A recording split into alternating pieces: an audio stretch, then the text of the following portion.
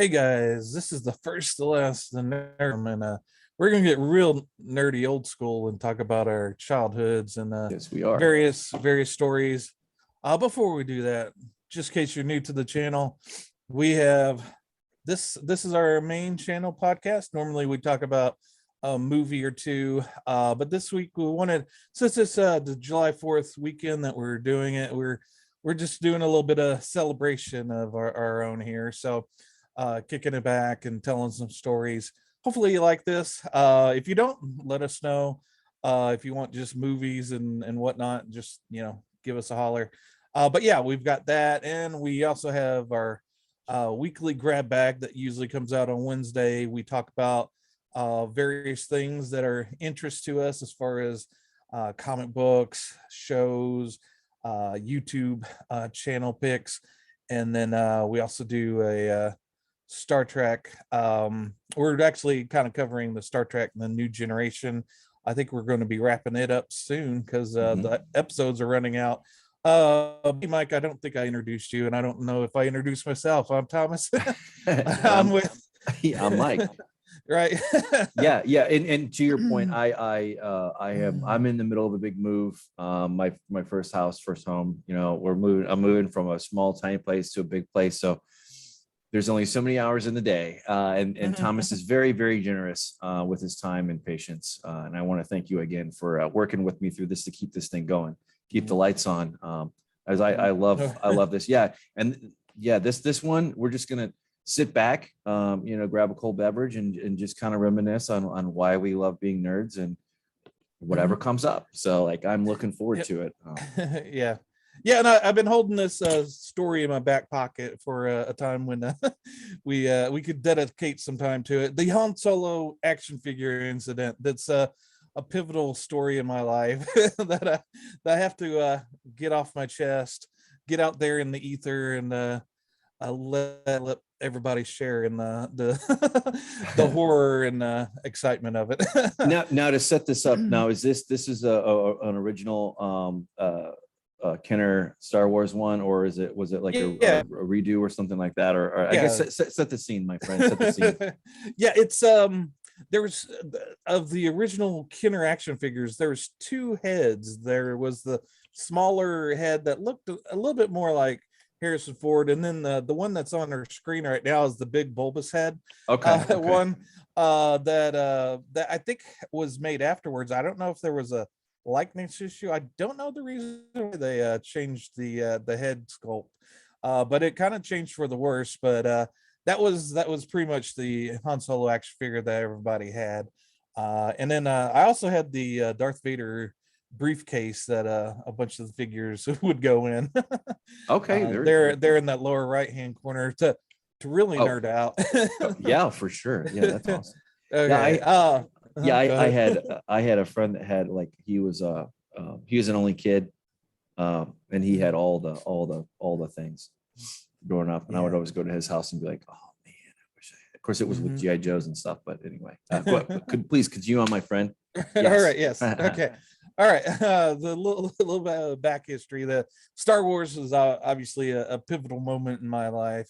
I was desperate, and this is sort of like a setup, not the actual story yet. But Star Wars, I saw the advertisement on TV, like I guess all kids did, and we're desperate to see this movie. I begged my parents, I have to see Star Wars. I have to see Star Wars, and my mother finally relented because at that point I don't think we'd ever been to a movie theater. We just didn't go.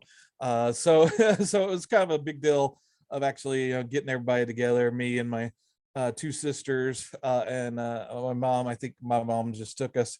So yeah, we finally get to Star Wars, and they had stopped showing Star Wars, and it was Pete's Dragon. So my first attempt to see Star Wars was foiled by Pete's Dragon. So we went ahead and watched Pete's Dragon. Sure. And to this day, I have a bitter feeling towards Pete's Dragon. I spite watched Pete's Dragon and never cared for Pete's Dragon. Right.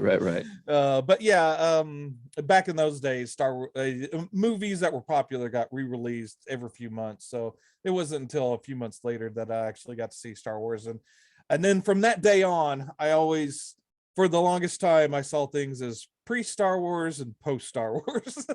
It was almost like a religious experience, I guess, for me. Sure, indeed. Well, that's how the Uh, world became. It's when it broke upon the world, it everything completely changed for sure. mhm. Yeah, and then I think you're showing the original line of Star Wars action figures, where you had, you know, your Darth Vader, your um, C3PO, R2D2, Luke Skywalker. I had to get all of them. Now, during that time, you didn't have the internet. You couldn't meet people that you'd like to game with online. If you were the best person on video games in your neighborhood, you were a legend. You didn't have to worry Mhm. about the standings worldwide, nothing like Right, that. right. So you were kind of stuck with the kids in your neighborhood as far as who you got to play with. And my best friend next door was Terry, and his he was kind of a wild child. His dad was a truck driver, so he wasn't always there. So Mm. if we're going to get into up to any mischief, it was obviously going to be Terry's idea. And then and I was saddled with a guy, a kid that hated Star Wars. He did not like Star Wars. Terry Mm. hated it. He thought he'd found the movie for us when he saw Clash of the Titans. It's like, oh, you guys see this movie? It's amazing. We could get all the action figures, and then I went to see Clash of the Titans. Like, nope, this ain't doing it. This is not doing it. I don't know if you've ever seen Clash of the Titans, but Not the old one, not yeah, the really. right. I might have seen bits and pieces of it, like if it ever came on Mhm. like TBS or something like that. You Mhm. know, like something like Yeah. randomly, but not all the way through for sure. Mhm. And you're like most of the audience. None, I don't think Clash of the Titans did all that great. So but yeah, so whenever we played with my Star Wars action figures, we always had to pretend like there was something else, uh Sure. which kind of really bothered me. But then his Terry's cousin moved in on the end of the street. His name was Kenny. Kenny was probably a year, 2 or 3 years older than us. He was, Mm. and now I'm going off of a childhood memory. I was maybe 10 or 11. So, Sure. so yeah, I'm looking through it through those eyes. And Kenny seemed to be twice our size. He was a large fellow. But Kenny was a lovable guy, but maybe not as intelligent as most. And he also had a younger sister that never said anything. She just followed him around. Hmm. And she seemed like a kind of a smaller version of him. and and Kenny loved Star Wars. In Hmm. fact, he idolized and loved Han Solo. Okay. All That right. was his jam. And he was very jealous of my Star Wars action figure collection, because I had a Han Solo in my collection. He had like a handful of them, but he did not have Han Solo. And I remember one day going over to his house and playing with the action figures. I brought some of mine, brought Han Solo, and I remember getting called back to the house because dinner was ready and you had to Mhm. go back. So I ran out of Kenny's house, and as I was in Terry's yard, I remembered, oh crap, I forgot my Han Solo action figure. Oh so, no. so so I ran back, and there was Kenny and his sister sitting quietly on the sofa, staring down at the floor where Han Solo was. And they were just hoping, I guess, hoping and praying that I'd forgot about him for good. But I snatched him up, and they were like, "Damn!" So yeah, Han Solo was safe at that moment. But the glorious day was the day that Kenny got his very own Han Solo action figure. He came over. It was one of those HBO or Showtime free weekends. Okay. So my sisters were inside. They were watching. I want to say White Castles, but it was Ice Castles. It was Mm. some movie about a female skater. I think it was a love story or something. obviously something I wasn't interested in. So they were glued to the movie, and I was outside with Terry, and Terry had got a slingshot, and he was showing it off to me. And Kitty came running up. He had his Han Solo action figure, and we were all excited for him, except for Terry. Terry realized his brain was clicking, and he was like, "Oh crap, we're going to end up playing Star Wars."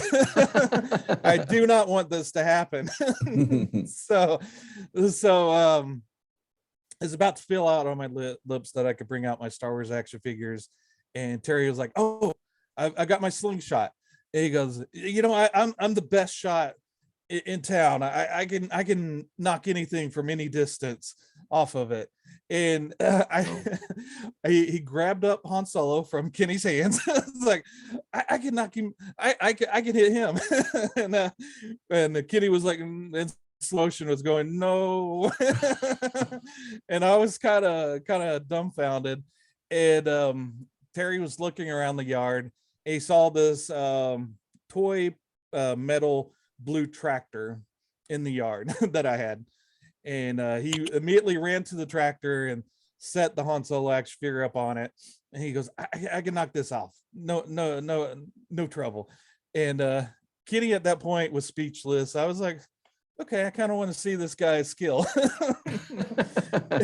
And so he was there was Han Solo sitting on his tractor in the yard, and we went to the driveway. I don't know the distance. Obviously it's further in my mind than it probably actually was. It was probably like a yard away, but we all kind of crouched down, laid on our stomachs on the gravel driveway, and Terry grabbed up a rock and was notching it into his slingshot, aiming at unsuspecting Han Solo. Han Solo was setting up perfectly in the blue tractor. It looked like he was heading out to the field to do some farming.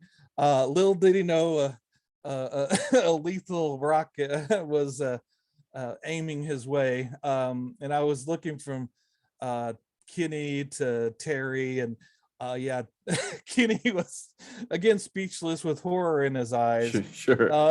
Obviously. And Terry, it took forever, but then finally the rock lit, and Han Solo was still on the tractor. And we were like, "Oh wow, you missed." And then we looked a little closer. Han Solo's head was gone. Oh no. He perfectly detached Han Solo's decapitated. Head. Gone.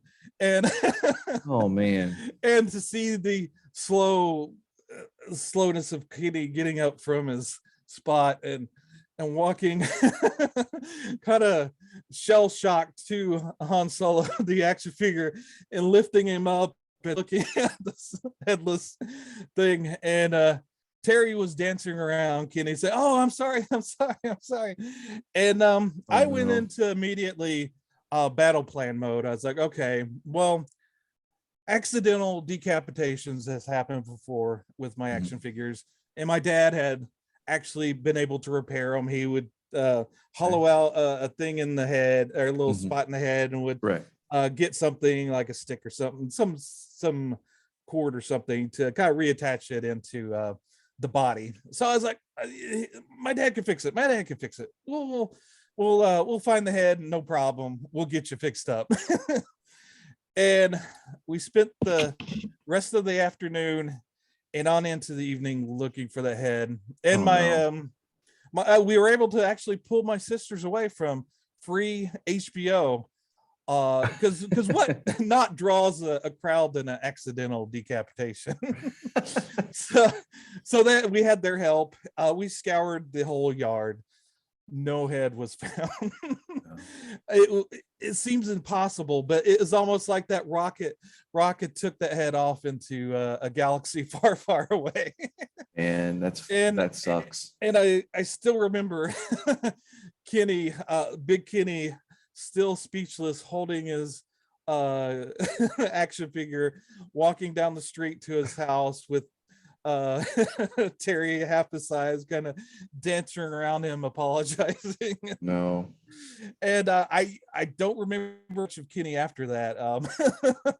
The yeah, he kind of faded away. And one of my friends, I wrote this up as a kind of a little story, and one of my friends said that after she read it, she imagined Kenny in some insane asylum rocking back and forth with the Yeah. action figure going Han Solo, and then Harrison Ford, having heard about it, coming to check on this poor person that was was forever traumatized by Han Solo, and Kenny seeing Harrison Ford going, "You found it!" running and then grabbing his head and taking it off to put it on the action figure finally. That's funny. That's fun. That's crazy. That's crazy. Wow. Man, yeah. Thinking about that, when I was a little kid, and of course I was born in the early 80s, pretty early.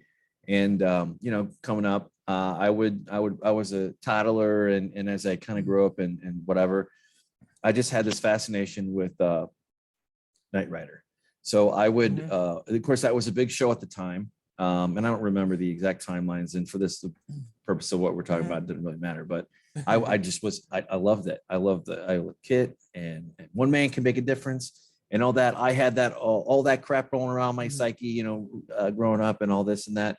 And I remember when I would go to my grandparents' house, they were foster parents, so they had adopted a couple kids that were near me and my sister's age. And I also remember like what we would go visit or whatever, and they lived just a little bit down the road from us, and actually quite a bit. We didn't live in the same area, but when we'd go over, to grandma and grandpa's, we'd go. But they had these big wheels, and one of them was, of course, the big wheels were like a trike, like a all plastic thing. You'd sit down in them, and you could pedal the big wheel in the front and all that. And it was like a Knight Rider one, I believe. Anyway, but they lived on this really steep gravel driveway hill. Yeah. So I mean, and they were way off the main drag, like kind of sort of like not in the country, I would say, but they definitely weren't in the city either. They were like in between, not in a suburb either. Right. And we would take them up the hill, and then we would endlessly ride down. And then of course it had like a brake. So if you grabbed it, you would, swerve, and it's all gravel anyway. So you're doing this, so you're going down as fast as you could. Oh my God. I just remember having so much fun with that. And that growing up as a kid. And of course, Knight Rider, David Hasselhoff and whatnot. And I just love that. That was probably my very first sci-fi kind of, I have no idea I don't even know what the origins are of that story. I have no idea, but I was there every time they did like, I think they did I don't know, it was like late 90s or something, early, something like that, like where they brought it back and they did like a TV movie on NBC, I think. And it didn't really gain anything, but I did always have like when you grow up, you kind of learn, oh, this is a car, you'd see them out in the real world, and you'd see, oh, it's a Firebird or Trans Am or whatever, that type of car. But I always remember being fascinated by that. And I love that. And I thought about, well, of course, when you get older, you become a teenager, and you think about, you see all your other friends, and of course they go cruising, so I always, imagine, oh, how cool would it be to, own like a Lindenfeller Firebird, and I butcher that version of the thing, but anyway, it's a Lindenfeller, like, used to make souped up versions of production cars, and like, oh man, that was just the awesomest thing ever. But anyway, yeah, that I don't have something as good as yours, but that does spawn memories. But with that, now, did you finished, and I know that we covered Obi-Wan, but to kind of go with it, if you're okay with it, Did you want to talk about that at all, or because I did see the Red Letter Media's Yeah. review on Coverage, it. yeah. And I kind of fall. I'm somewhere in between with it. I don't know if you want to cover it now because it's already kind of wrapped up and final. And we were kind of sort of covering that on the periphery in our grab bag. But for the sake of this show, this is kind of just a free form show. If you wanted to, or if you wanted to dip into something else. Oh yeah, like most things from childhood, it becomes tainted and not what it what it once was. So that's probably a good summation of Star Wars. It had its moments, but yeah, I look at it more as a fan fiction, better or worse. That's sort of what it is. It's not obviously, I don't think George Lucas would ever wrote this or done this. So No, I don't think it's so. I think very you're right on the much, money. yeah. Yeah, it's very much by committee or by I don't know how to put it, but I did see the Red Letter Media like when they covered it, and that basically it was like their wrap up because they did like they slammed in 1 through 4, and then they came back and they covered the last 2. And what I remember it is essentially like it took me a really long time to kind of get here with it with the current Star Wars, but essentially is like if you if you're canon and this and that, forget it. Canon doesn't mean anything anymore. And it is what it is, and it's just I don't know how to describe it, but it's not the same, and yeah, Right. it's just not the same. It's just not the same thing anymore, and it sucks to kind of see something grow and change. Right. But I think Yeah, and I've kind of obviously Star Wars was a big deal to me. Like my first science fiction thing was actually Star Trek. I watched that on television. But to be honest, obviously those stories that Star Trek told were probably a bit above my head, being 7 or 8. Sure, that sure. was they were dealing with concepts that weren't. So I thought see a Spock looked cool, and Kirk was cool, but yeah, and when they fought lizard guys, that was cool. But yeah, whenever they got into these more deeper stories, obviously they had lost me. But but my we had we had one big TV in our living room, much like everybody else at the time. So so all the kid oriented stuff would be in the afternoon before prime time, as they used to call it, where the more adult shows would come on. Right. Not really adult, I mean, Magnum PI, Right. stuff of that nature. So they would show reruns in the afternoon, and my older sister and I would fight over what, because Partridge Family and Star Trek came on at the same time, and I always wanted to see Star Trek. Obviously, she wanted to watch Partridge Family, so we would alternate what we would watch. For sure. But yeah, that was a huge debate, in the household. Oh yeah. And speaking of Star Trek, that I've said this as we've gone on, but I that was like a special time with me and my dad. And then later on, I would spend a week or two with my grandparents during the summer. My mom's dad, my grandpa, always loved him. Like I would stay up late and I would hide behind his chair, and I would be watching, and he could hear me, obviously. Yeah. And every so I come here, and he was very gruff, kind of bark is worse than his bite kind of thing, and oh crap, I'm in trouble. He's like, what are you doing up? I want to watch Star Trek, Grandpa. And these were it could be TOS, could be the Next Generation or whatever was on at syndication at that time. Usually about 11:30, something like that. After or maybe even later, I don't know, for all I remember. But and he would let me come up and all right, you can finish watching this, and you got to go to bed. I was like, okay, you know, because it was really cool. Yeah. But going back with that, back when bookstores were still a thing, and you had Barnes and Noble, and there's another one, I can't remember the name of it, but it was always in the mall. I almost had it at the tip of my tongue, but it wasn't Barnes and Noble, but it was the other one. B. Dalton's. Yes, that's it. Yep. Exactly. It was a BW Dalton's bookstore. I think that's what it was called. Yeah. Thank you. Thanks for the good assist. But Yeah. anyway, I would save up my allowance, and then I would get to go in and oh my God, this is early 90s, you know, so they would have all these you know, sections, and they'd have back then they had a very remarkably large section for Star Trek. And then they had this Star Wars section too. But in the Star Trek, I found this compendium, which was blueprints of the Enterprise D. And it was Michael Diokua, and I'm butchering that name. But for the sake of what we're talking, I'll look it up later. But it came in a cardboard box, but it was like all, you know, nice and decorated and themed out to be Star Trek. And anyway, you'd open it up.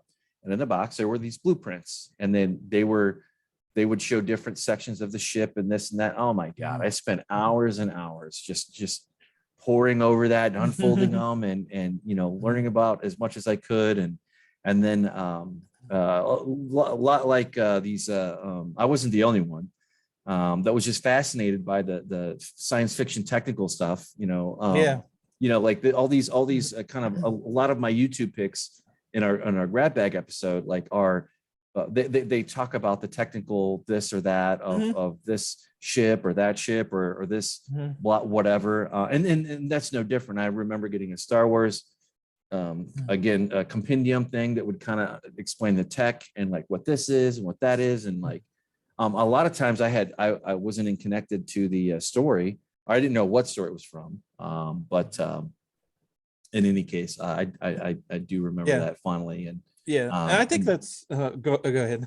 No, it's just all like just all the nerd stuff, and then later on, a little bit later on, then I fell into the infinite, endless storylines for Star Wars as a young adult, and I just read everything I could read on that, and then I tapped it out until I couldn't read anymore. Yeah.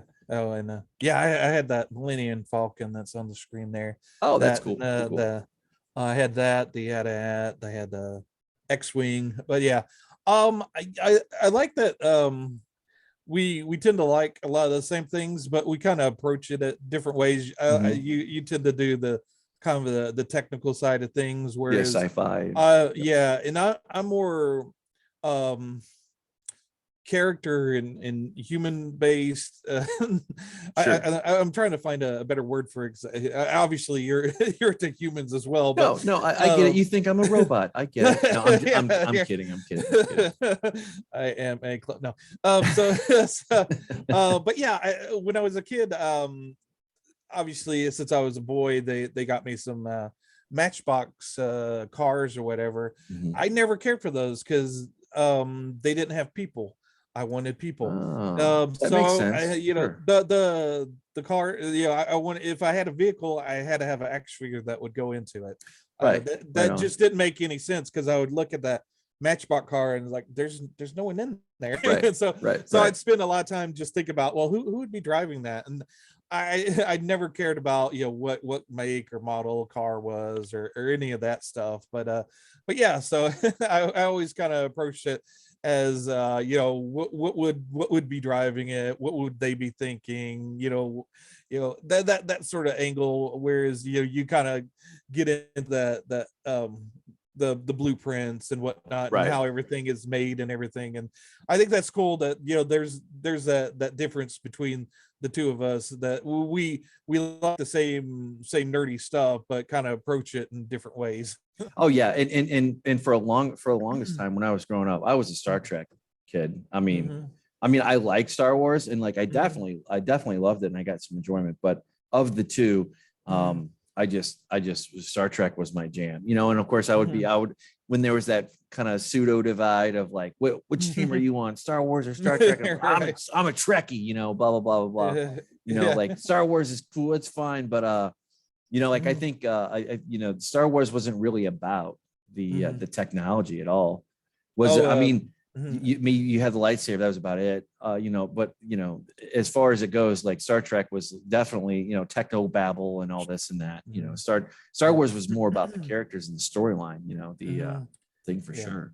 Yeah, and there was big Star Wars versus Star Trek debate. I fell heavily onto the Star Wars side, obviously. Oh yeah. But there even a deeper debate. There was Trekkie or Trekker. Yeah. You weren't a true Star Trek fan unless you were a Trekker, and they would scoff at being called a Trekkie. And the way to needle them was to call them a Trekkie, and right. They would get very upset with you. Poke. Yeah. I'm watching the commercials. I'm realizing, oh yeah, I had that actually, bringing back a lot of memories. But one of the things I think about is, obviously we grew up in a time before the internet was accessible, message boards and flame wars and all that stuff. So all of that that remained offline, but we got pretty vicious with our with our nerd wars back in the day. There was a lot of scuffles on the playground and whatnot over how nerdy someone was and whatnot. And kids have been cruel ever since time immemorial. Oh yeah, for sure. Yeah. I do remember seeing the Star Wars and having my favorite films and whatnot. And I enjoyed A New Hope, but Empire was like, that was my, like, when I saw that, I mean, New Hope was like, it was amazing when I first saw it, of course, and it made me a lifelong Star Wars fan for sure, at least for the original stuff, or at least it had it gave me a love for it anyway. I'll say that, and that love persists kind of today. But in any case, I remember Empire, but I also remember Return of the Jedi because it was a lot more action oriented than that, and of course Empire was just great. And seeing that for the first time, I'm like, oh man, like the spaceships were just so much better done than from my young mind anyway, than even Star Trek, and then when Star Trek came along a little bit later on, 87, 88, 89, when we started watching it, it was like, oh man, this is all cool. And it was just really cool. And surprisingly, I didn't know anything about the actors growing up then, because of course to me they were Captain Picard, or that's Commander Riker a little bit later on. I think I did learn Data's the actor whose Data's name, because I just love Data as a character, kind of just like Spock or whatever. But it's fun how it's grown and changed, and now it's a multi-generational thing, and I don't know. And I'm kind of, I'm in the mindset right now, just reliving some of the stuff in my head, is the differences between now and then. And one of the big things back then, obviously we didn't have the internet, but we didn't have streaming, and for a time there, VCRs didn't come into play with me until I was in junior high. So a lot of what you had to watch was you had to be there on time. Oh yeah, don't delay. If you missed episode, you might catch it in reruns, but you might not. So, and there wasn't 10,000 streaming services, so you didn't have a wide range of things to watch. Today I have an overabundance of things I could watch. Whereas back in the day, we only had Star Wars and Star Trek. Those were the prime things. You had ancillary things, like you said, you had Knight Rider, that was a big impact. I had $6 Million Man. I had some of the other shows that were knockoffs of Star Wars or Star Trek, but they were obviously inferior, like Buck Rogers in the 21st Century. You had Flash Gordon, you had Clash of the Titans, stuff like that. But stuff you kind of latched on to your jam during that day, and so Star Wars they became your kind of your identity, so that now that it's become this big corporate entity where there's a bunch of different people creating Star Wars product that seems to have a figurehead that isn't like a Kevin Feige person. They seem maybe almost to disinterested and to dislike Star Wars. Um, that's kind of disheartening to those fans that grew up with it. So I understand the a lot of the anger that maybe the older generation fans have towards current day Star Wars, and that's something that maybe the newer generation of kids and people don't understand what Star Wars truly meant to them. And it's not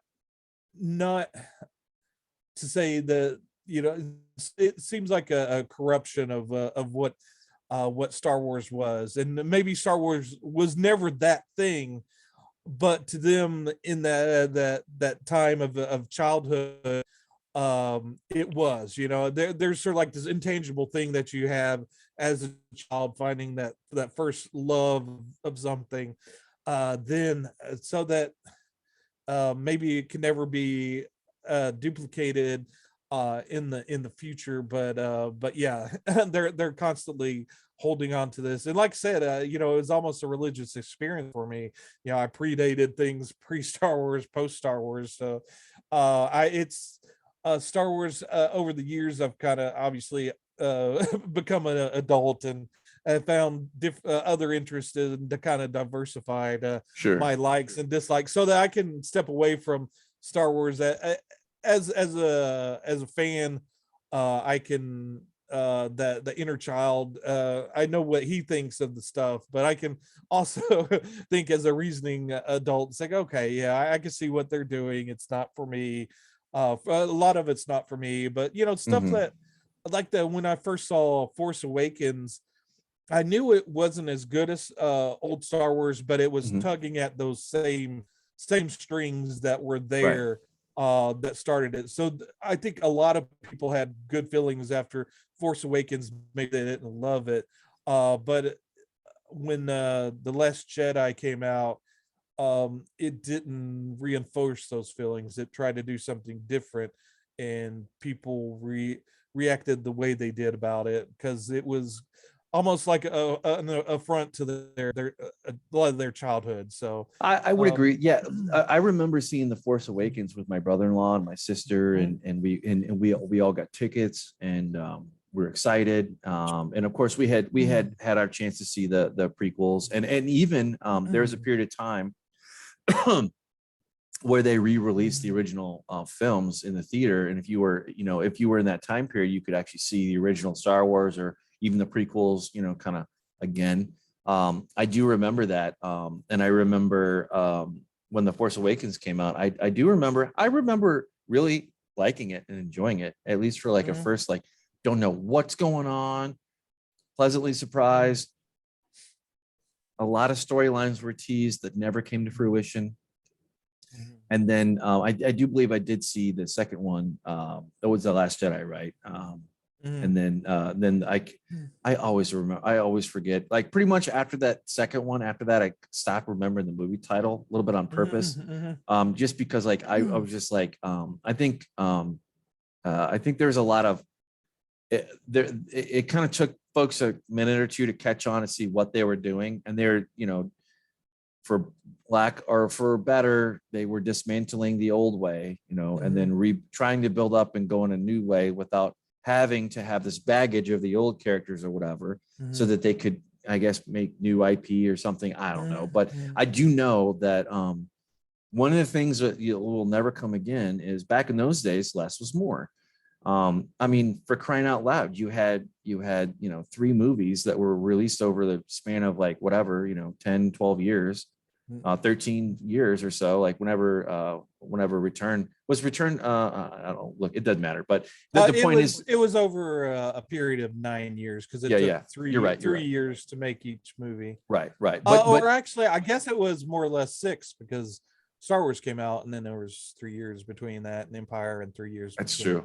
Yeah, you're right, you're Return right. Return because yeah, Yeah, um you're you had all these, these things, and then you now it's just, it's not, now it's like they're slowly mining it out, right? Yeah, and So they're slowly like you had Han Solo killed off, you had you had Leia killed off, and you had and to be fair, Carrie Fisher passed away early, but yeah, and I think the big tragedy was that they really had an opportunity for one more time to get Luke, Han, and Leia back together, and right. get Lando in there. Don't forget Lando, Chewbacca, and Oh yeah, for you sure. could have had the feels, and if you'd got them all together again, at least at one point in Force Awakens or the Last Jedi, if they didn't kill off, spoiler alert for Force Awakens, they didn't kill off Han Solo in Force Awakens, and the Last Jedi had brought them all back together. They had all went out and found Luke Skywalker and brought them all together. That would have Right. been an epic thing. You would have made billions and billions of dollars, and and had a real good faith to the fans. Whereas they went in a different direction. Maybe they were trying to find new fans. But yeah, good luck with that. Like I said, less is more. And obviously this is a new generation, and it is what it is. Yeah. And and if but you I love the new movies, hey, great. yeah, good for you. Yeah, you're finding joy in places that other folks are having a hard time with or whatever. But yeah, and same with you, same as you. You just have to step away for a little bit and just realize, like, oh, you know what, I'll come back. And I did. It took me a long time to figure this out, but I did not watch all Kenobi all the way through, for example, but I did. I did what I normally would have considered blasphemy, and did the opposite of the synchrosect thing, like where I fast forwarded it through to see the just the money shots, and then moved on. Like I didn't care, and I didn't really lose anything from that. So I got to experience, kind of sort of participate a little bit, and in the, but now this one is just like every other little character is building in. Maybe in 5 or 10 years they'll have a hell of a cultural touchstone moment again, and when that happens, I would love to come back and see it, but from afar, for the most part, I don't. I just don't. It's not love, it's not hate, it's not even indifference. It's just like, come back when there's something worthy to watch, I guess, or worth of my time, I guess. Yeah, and I think a lot of the feelings are, especially with the corporate people that are behind, say, Marvel and Star Wars, is like, okay, we provided you with the Star Wars product.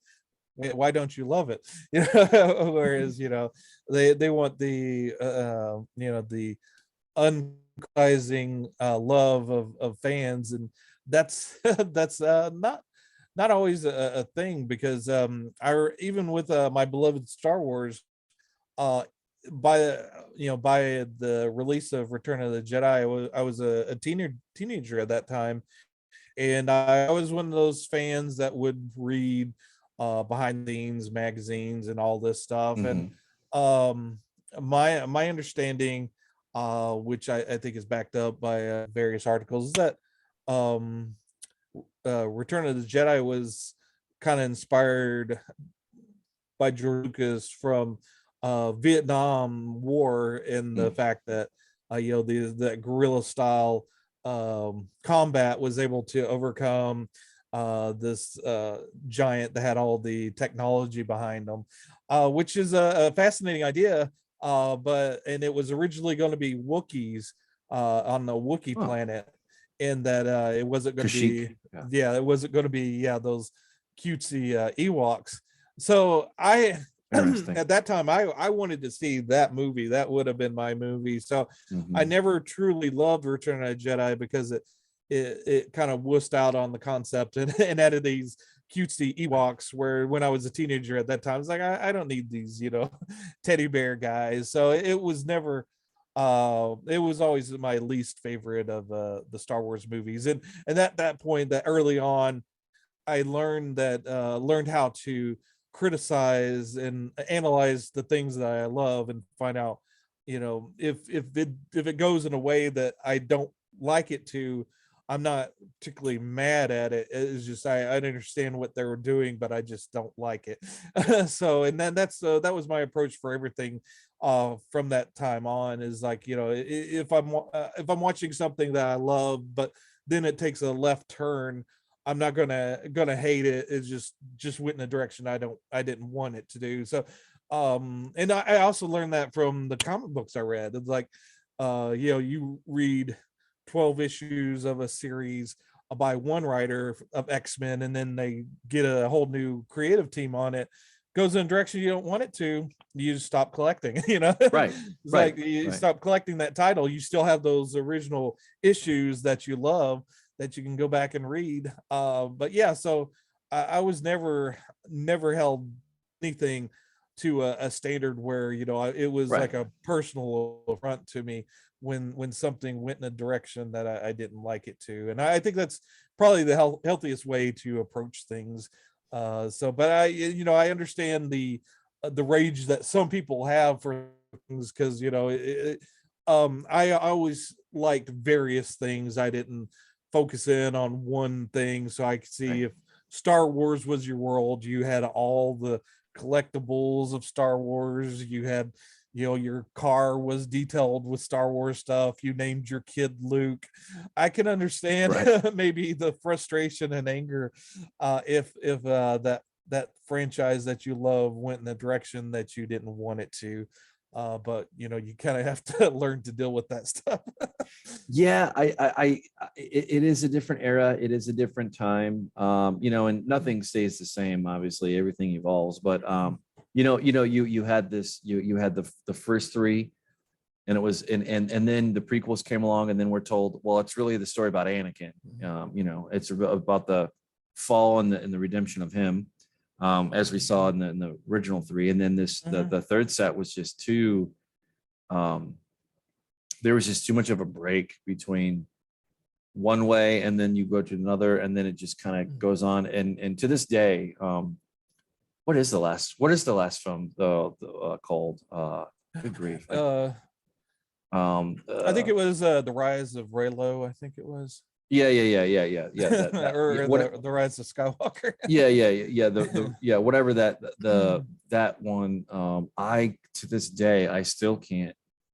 I can't, like, I'll put it on and I'll try to watch it, and it's not because I have hatred for it or whatever. I just can't. I just get bored, and then I'm on my phone, and then and then I'll just turn it off. But I've tried numerous times to try to get with it. I even I sat and watched like several YouTube channels to catch up on the storyline.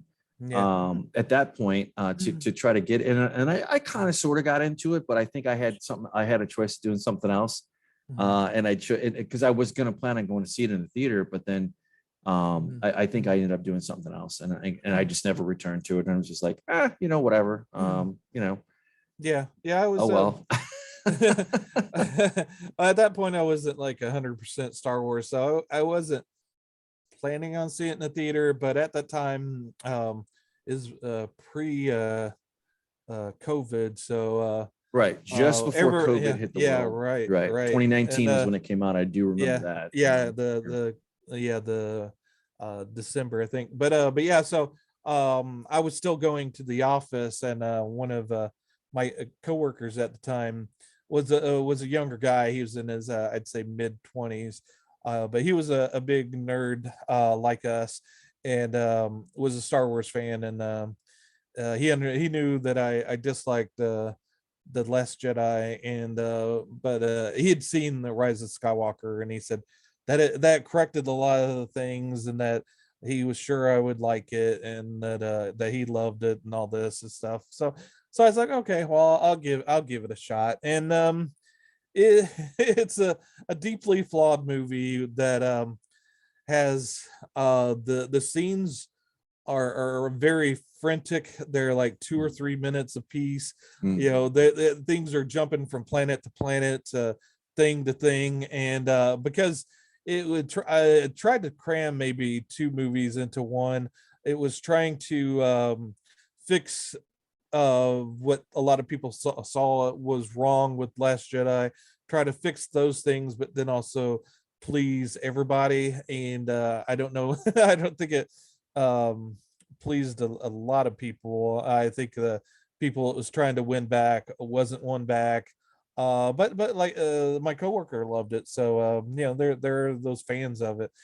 Maybe he wanted to love it, and that kind of shaded his opinion, and maybe Sure. on further reflection it might change. But yeah, uh, as far as movies go, don't know if they'll come out with one anytime soon. I think they want to build back the brand, so to speak, with the Disney Plus series, and I think they got a lot of good faith with Mandalorian. A lot of people really enjoyed that and loved it because it hit those same feels that the Star Wars fans were wanting to feel. And Yeah. then with Obi-Wan, I think they wanted to do the same, but also kind of bring in some of their own kind of Mm. new ideas. And I don't think it quite hit the way that the Mandalorian did. So No, I agree with that. Yeah, and they definitely tried to patch things up, and I agree. Like I don't quite know. Even with all the rumor channels and the hate watch fans, that kind of thing. And even the ones that love the newer stuff or very forgiving, I would say, for the newer content that's out. yeah, yeah, It's they're not going to have a movie for a while, I think. That's my right. understanding. I even think Patty Jenkins was supposed to do like a Rogue Squadron movie or something. And I'm not for sure, Yeah. but I want to say, I'm going off of memory here, but I think they aren't going to do it, or they pushed it back Well, quite a bit in the future. they planned a lot of stuff. Like they were going to give Ryan Johnson his own trilogy, but with the dislike for the Last Jedi, I think that quietly got eventually killed off. And then they, at the prime of Game of Thrones, they were going to have those showrunners do a Star Wars trilogy as well. But then that final season of Game of Thrones hit, and that got killed after Yeah, that. I was one of those and I remember in between the trilogy movies, the new trilogy one, they really tried hard to do side movies, and I think that was the plan. And then they had Rogue One, which was really, it was I wouldn't say it was amazing, but it had traction. It had quite a bit of traction that the other ones didn't per se, or it's hard to kind of gauge these things. But then Solo. And I know a lot of people didn't like Solo, and I watched it piecemeal, and I was like, okay, I'm bored. I'm doing laundry or I'm doing housework on the weekend. Screw it, I'll put it on and see whatever. And then I actually actually stopped doing work, and I actually got sucked into it. And then I had to finish what I was doing, and then I picked it up like the next day or whatever. I really liked that. I mean, Yeah, I think it yeah. could have like I mean, I know how I feel about Rogue or Rogue One. And I'm not crapping on it at all. Like I didn't think it sucked. I just didn't really get the appeal. Yeah. Like, I mean, I got the cool parts of it with the Vader and stuff like that, but like, Yeah. it was a very what a cerebral take on the Empire, and kind of like they did it right. I'll say this. I'll give them credit for that. I think they did right by it. But Yeah. so, and then after Solo, and then of course Solo was a box office. Nobody wanted to see it, so they stopped. Well, I think if Solo had came out before Last Jedi, I think it would have done a whole lot better. I think Last Jedi killed a lot of good faith that Star Wars fans had, and Started to anyway. They instead of hate watching Han Solo, they hate didn't watch Han Solo. Right. And those that did, and those that did already had a chip on their shoulder with Last Jedi. So the Han Solo movie is not perfect. So if you're going to find some issues with it, you can. Oh, sure. But yeah, it's good for what it is, and it's a highly enjoyable movie. It's it's a heist movie done Star Wars style, and that's in Mandalorian's a Western. done within the Star Wars universe. Mhm. That's how you should approach things with Star Wars, is kind of find what genre, because the original Star Wars, A New Hope, was sort of like a Flash Gordon adventure movie, Mhm. with the whole Star Wars mythos that George threw up on it, which may or may not have been influenced by Dune. from, we Mhm. hear, but yeah, Right.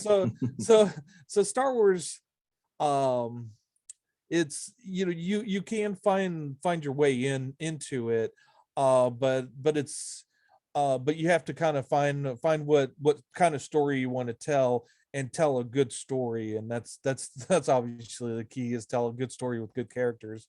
If Yeah. you find your baby Yoda, they with Obi-Wan, they thought they might have had their baby Yoda with baby Leia, but Princess Right. Leia, but didn't quite hit the mark on that one.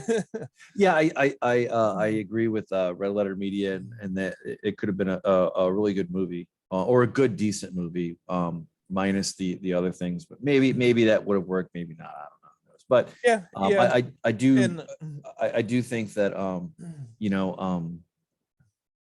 I don't know. I mean, there's just like it.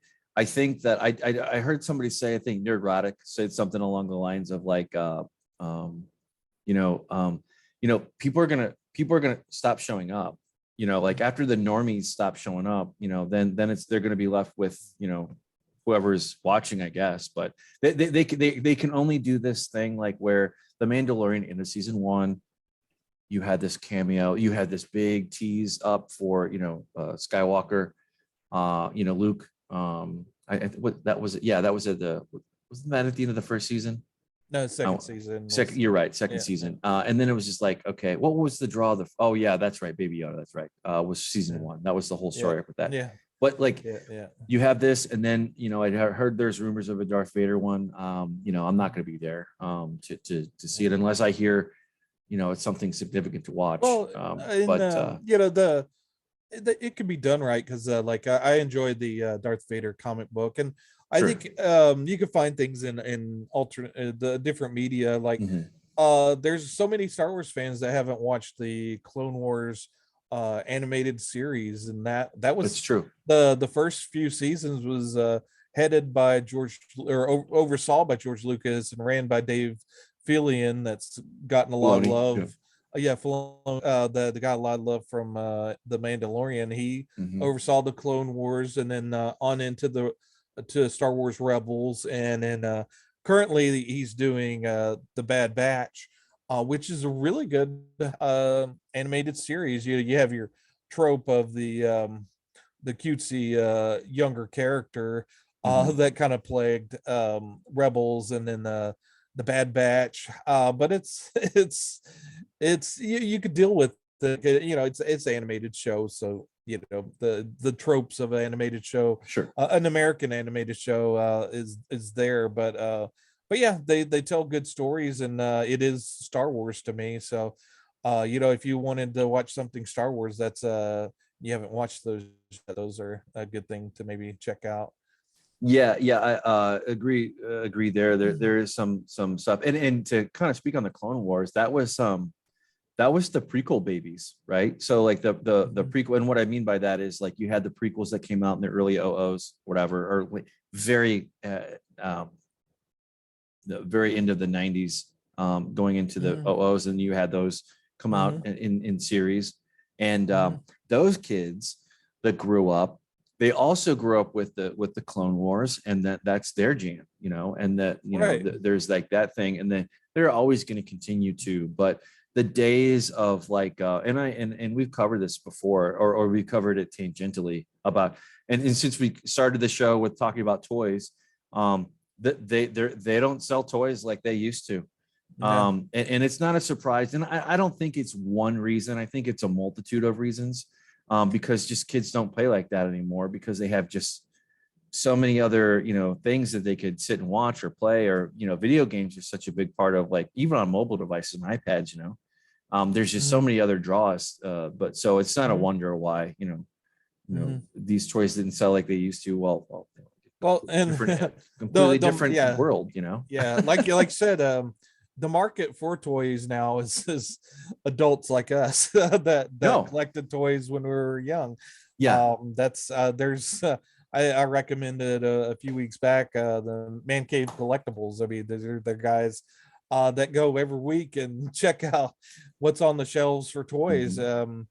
And and I don't check, go to the stores, but I like watching those YouTube shows to see what's on the shelves. And I'm a big Mego collector, so I like Hmm. to keep up with that. So because I showed you my Gorn, our last Star Trek You did, yeah, thing. that was very cool. Yeah, we're looking. I think we need a mascot for our show. I think Gorn is in contention. I think Headless Solo is in contention now. For Um, sure. so yeah, we may add one or two Well, more with that. yeah, I think we got an idea there that we're going to have to develop a little bit more. But yeah, absolutely, I kind of have some ideas now that you mentioned it. But Mhm. yeah, kind of bringing it back to center. All this stuff is about what you like and what you grew up with, and I have some theories on that. And I think that for another show that might be worth maybe mining out, so to speak. Mhm. But in relation to your generation, my generation, whatnot. My brother-in-law has some interesting things to say about that, and he's more in your age group than mine. He's in between us, to be honest with you. Mhm. But Gotcha. Yeah. yeah, you're like where my uncle would be. My uncle is 10 years Mhm. older than me, so like Mhm. he grew up, like we kind of grew up. He was like the big brother that I never had, kind of thing, and Mhm. he would always be the cool uncle to come into town. And Mhm. I remember being I'll close out with this. I remember being I would always watch the stupid Iron Eagle or American Ninja, or Van Damme, or Mhm. whatever the karate movie is of the time. And I Mhm. remember I was mid-teens or so, and I remember he came into town, and he goes, "All right, well, there's like some dumb little kind of show, like, or movie," and he rented it, and he goes, "All right, I'm going to rent this, but you got to remember, I don't want to hear any hi-yas or karate chops or anything like that." Because when Mhm. you're a kid, you see that, you naturally emulate whatever, you get Mhm. rambunctious. And I remember like looking at him like, "How old do you think I am? Like, come on, man! Like, I'm a Yeah. young adult here, Mhm. dang it, And of course, Yeah. we watched it, and that was probably one of the last times we did that. Before he went on and got married and had kids and all that, and Right, life right. happened, and I went on and grew up and whatnot. But in any case, Mhm. I excuse me. Did you ever play with Legos growing up as a kid? Just in general, before we wrap up, because they were a big part of my childhood Um, in general. funny you should say that. Not Legos per se, but we had a knockoff version of Legos called Brick Blocks. Okay, okay, And they weren't as small as Legos. They were a good size. And usually with Legos, and you correct me if I'm wrong. Most of the time with those, they had something that you could pre-build. You could sure, build whatever you wanted to, and if you right, got a bunch of them, you right, could build. Sky's the limit. But right, most of the times it's sort of like pre-built stuff that you would make from the manual, whatever. Whereas the brick blocks came in this huge barrel, and it was okay, just various sizes.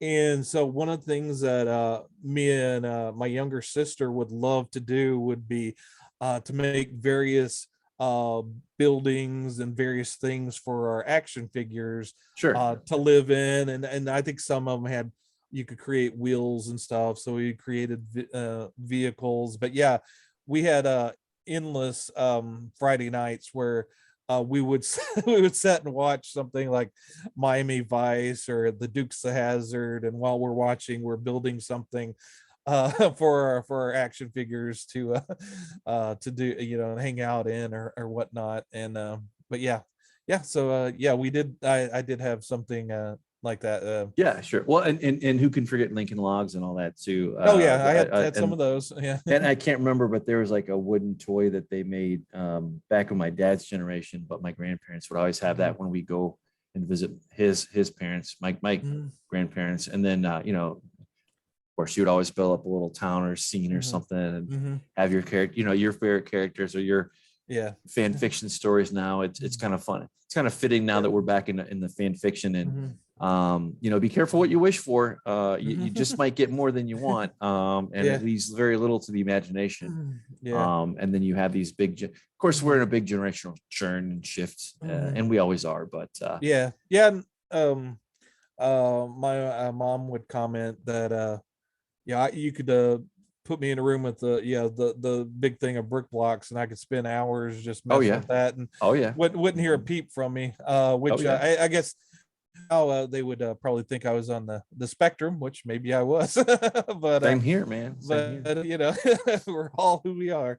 And before we go, our semi regular event, depending on whether or not I get Chinese, I've got us a fortune here, which I think I was kind of puzzled by the fortune, but I think after doing the show, it kind of made sense to me, and maybe kind of caps off the show.